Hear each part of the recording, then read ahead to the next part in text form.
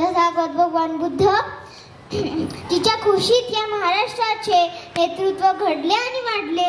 ते आदर्श मातृत्व महासाहेब जिजाऊ आपल्या सर्वांना शिक्षणाचे द्वार खुले करून देणारे, सावित्रीबाई फुले, महात्मा ज्योतिराव फुले, महाराष्ट्राची अस्मिता जपणारे छत्रपती शिवाजी महाराज, छत्रपती संभाजीराजे, राजर्षी शाहू महाराज, अण्णाभाऊ साठे आणि या सर्वच महामानवांच्या स्वप्नांना आपल्या भारतीय संविधानामध्ये मूलभूत हक्क आणि अधिकार देणारे बुद्धी सम्राट डॉक्टर बाबासाहेब आंबेडकर आणि याच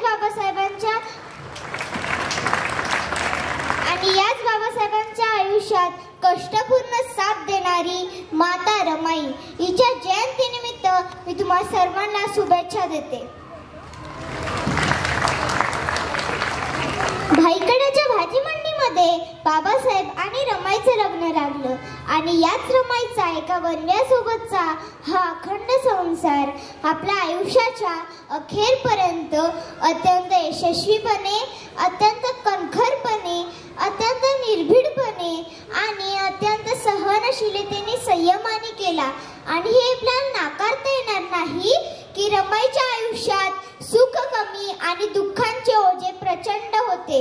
जर आजच्या स्त्रीचे जगणे आपण बघतो तर मला या ठिकाणी म्हणावं असं वाटतं, तुम्ही सावित्री व्हा, तुम्ही अहिल्या व्हा, तुम्ही जिजाऊ व्हा. पण तुम्हाला प्रश्न पडला असेल, मी सावित्री व्हा बोलली, मी जिजाऊ व्हा बोलली, मी अहिल्या व्हा बोलली, पण मी रमाई व्हा का नाही बोलली. तुम्ही नक्कीच रमाई व्हा. पण रमाईच्या वाटेला जे दुःख आले, रमाईच्या वाटेला जी हालपेष्टा आली, ती या जगातल्या कुठल्याही स्त्रीच्या वाटेला येऊ नये असं मला वाटतं.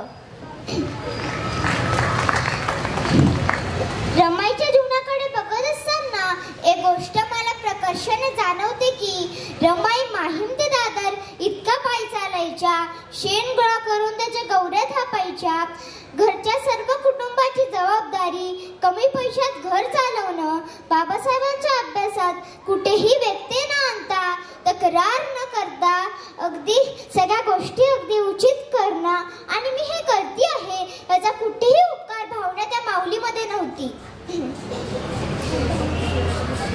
38 वर्षाच्या आयुष्य जगलेला या मातेला, माझ्या रमाईला किती समजून घ्यावं लागलं.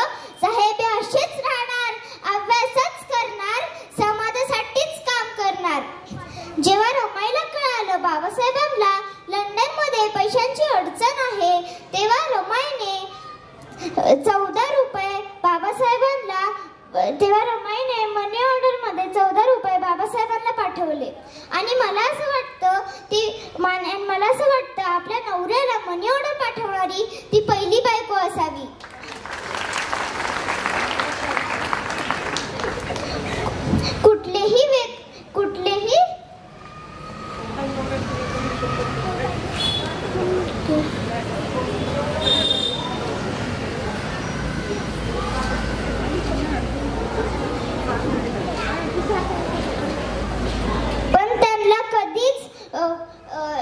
त्यांना कधीच मदत घेणे पटले नाही. कुठलीही आपत्ती असो पण त्यांना कधीच मदत घेणे पटले नाही. म्हणूनच बाबासाहेबांनी 1940 मध्ये थॉट्स ऑन पाकिस्तान हे ग्रंथ रमाईला अर्पण केलं.